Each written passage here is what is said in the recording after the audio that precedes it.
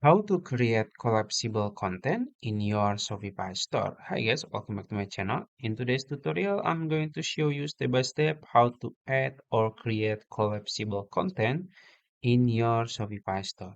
It's gonna be very easy and simple step. So first you have to log into your Shopify account, and then in the admin dashboard, you can navigate to the online store here.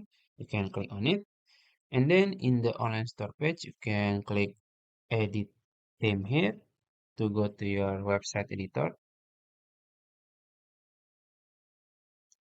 and then you will be redirected to your website editor. So you can see this is my website editor, and let's say I want to add the collapsible content in this area, maybe in this one. So we're gonna click add section here, and then you can just search collapse,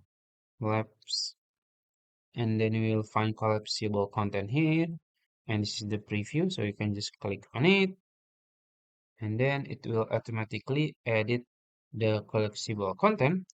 So as you can see, this is the heading, so you can just name it. Maybe usually collapsible content or text used to create a FAQ, so you can just click or type FAQ, and then you can choose the size. Maybe you want to make it small or bigger. It's up to you.